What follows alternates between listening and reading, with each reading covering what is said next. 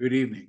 This is the Elliott Wave Daily Update for the S&P 500 and the NASDAQ 100 for Thursday, July the 18th, 2024.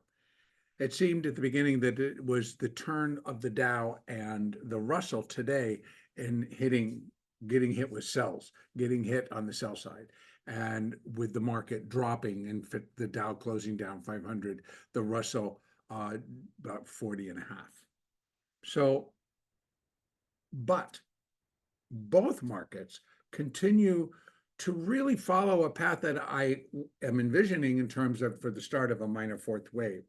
The NASDAQ I'll get to in a minute. I'm going to start here with the S&P. I'm on the futures and I'm starting on the 1 hour chart because what continues to unfold is either the finishing move for this minuet wave 5, which by the way, I have put as a complete at that 5721 high, 5712 high, and then all the way up to that minor third, putting us in the minor fourth wave correction. And in the very beginning stages, and if it follows what I normally would look for, is I'm looking for 5 waves down. Right now, I only have 3. And there was the rally back up to an initial resistance level if this were to be a wave 4. So I'm counting again on the minuet, and I got minuet 1, 2, 3, and if I get minuet 4, and then I come down in a minuet 5, then I would have 5 waves down on my hourly chart, and I likely would label it wave A, either A of an ABC. It would be definitely A of an ABC, but whether it's still a part of the A wave or whether it is the minuet. Actually, this has to go one level down. It would be it would be, we're looking for the first wave of minute degree, I will get my thoughts collected. The first wave of minute degree, which would count the first 5 down to kick off that minor fourth wave. So it's either going to be minute wave A or minute wave 1.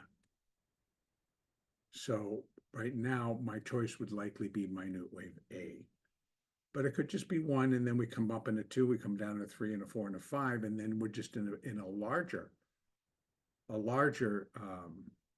pattern. So, but right now, I'm looking for that third to finish. The fourth to finish. So maybe we come down a little bit, we come back up, either 56.05. That resistance level is 05, 806 to about 17.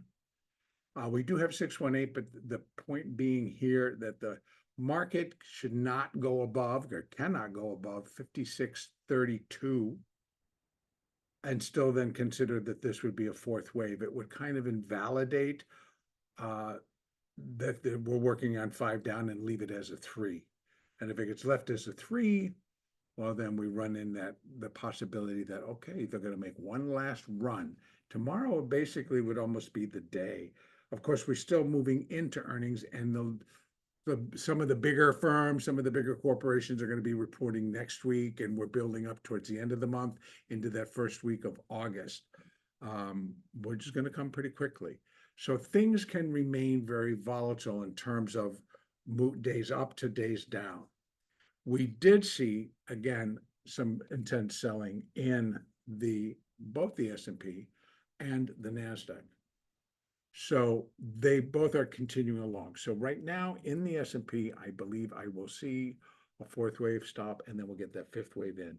Now tomorrow, there are no figures, there's no data, no economic data going to be released. So it truly will be the focus will be on the expiration. And so right now, it's hard to kind of peg. And for example, 5550 here in the S&P remains pretty solid support. And then 5500 is even stronger support that would carry us likely through the summer into September type support. And then the market, we would be looking at a market to move higher and likely go back above and make another new high, and therefore extend this wave. That minuet wave 5 would go out one more. Don't forget that this is just kind of very strange looking and could have been the completion of a 5, but could have been a completion of a 5 of 3. So there's just a lot of stuff that you can put out there, but I'm not choosing to do that. But please remember that all of this, these markets are a work in progress. So in other words, it's like this is an active market. To pin it and say that's all you can do is ridiculous, to be honest with you, because there are too many unknown factors. And if I'm supposed to say Elliott Wave or anybody else, including me, knows for certain what all of this is going to do, well, surprise. It's not true. But you give it your best method. In other words, it's like I'm counting these waves and then I allow the market to fill in the blank. So both, basically, I'm going to give you both sides. And in the S&P, we're sitting back at 5,600. That's kind of looking like where we're going to close. So they're not necessarily willing to kind of start to sell it off. But we'll see what happens. Again, total market expiration tomorrow. And it is the July expiration. And it's not as big as June, but it's not small anymore. And there's a lot of major companies or major players in play. So a lot can happen. Right now, I'm looking for it to kind of peak out or at least come down and then come back up. So in other words, be an ABC here, be an ABC. I can break this down, take a look at, go down to the 15-minute chart, and you can see it still, it looks like it's just going to be an A. So we have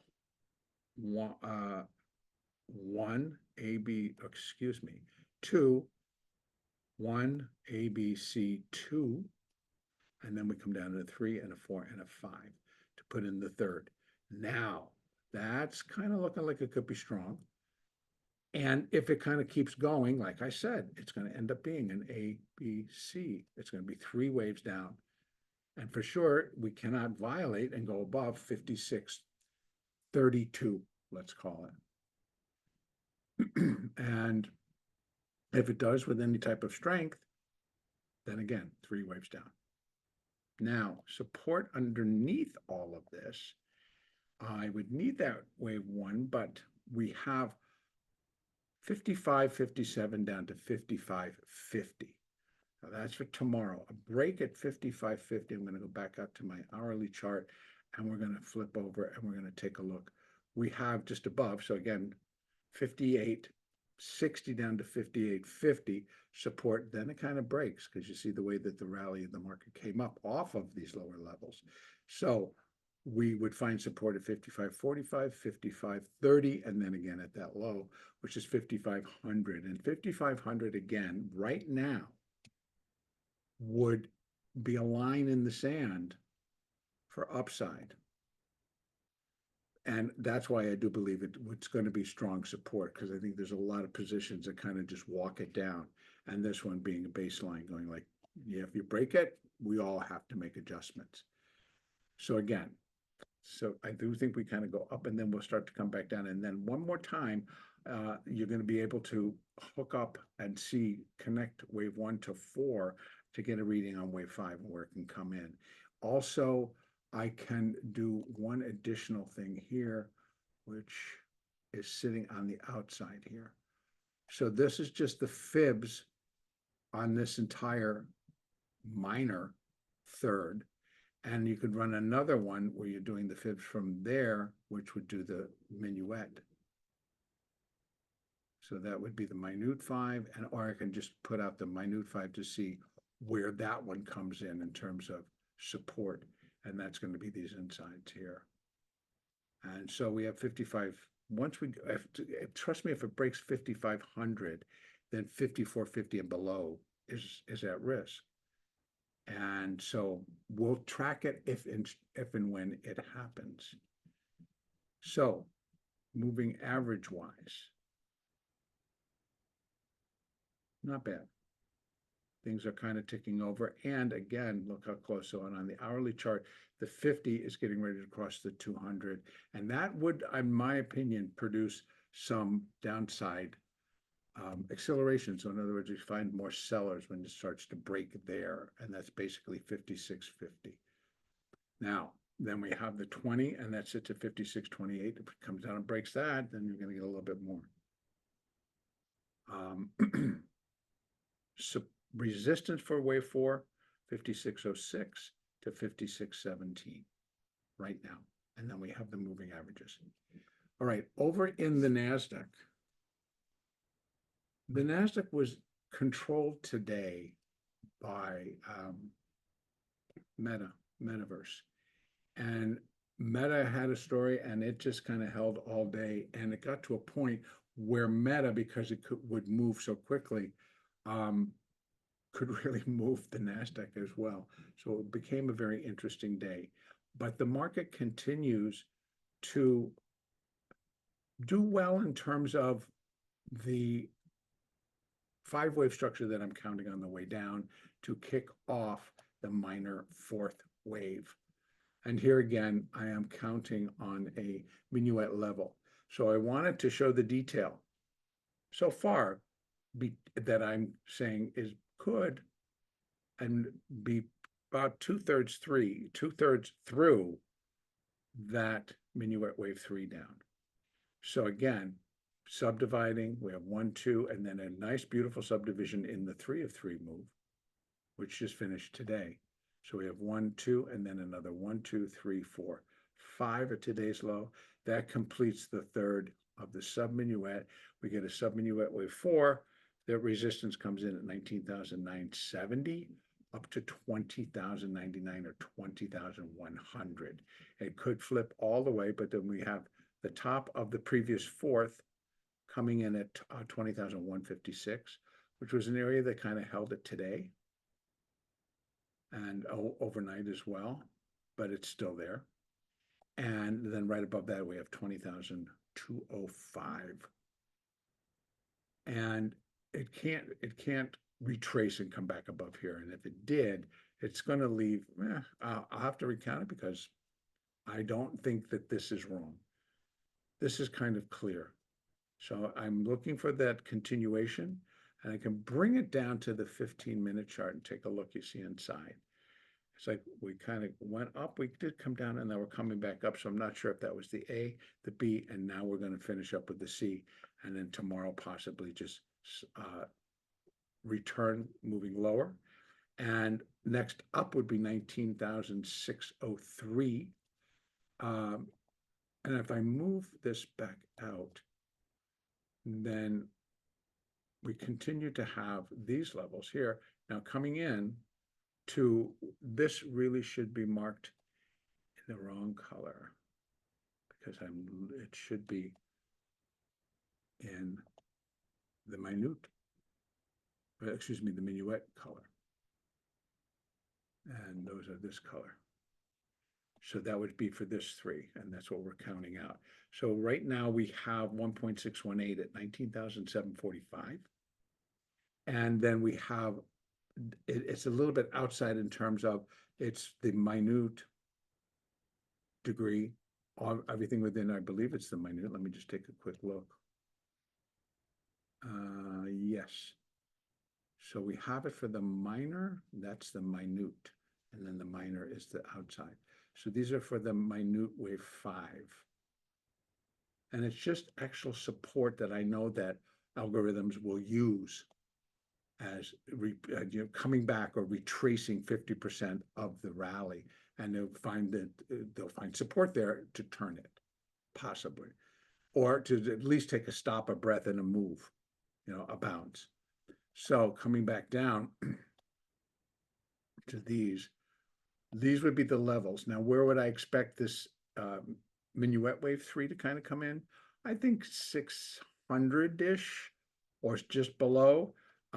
Once I do get a clean 4, then I'll connect 1 to 4 and we'll be able to fill in some of these blanks. But again, moving out to take a look at how it came up here.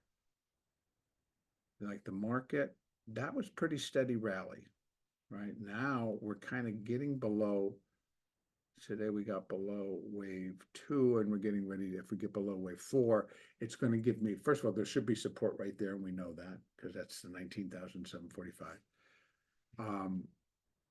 I'm believing that eventually, of course, it will get broken, but it may provide enough support put in that this 3, so we get the 4 and then a down 5, get down to here, put that 5 in, put the minuet 3, go up in 4, come back down.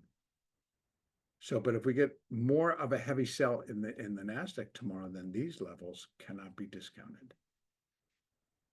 If we go through, first of all, we'd have to go through 1.618 and then that 19,600. If we did, it's not much. And we'll try to fill in some blanks as we can, but the next major support comes way down. Now, I'm not looking for that tomorrow, to be honest with you. But, you know, we did see it down at one point over 500 yesterday. So could they do it again? They could.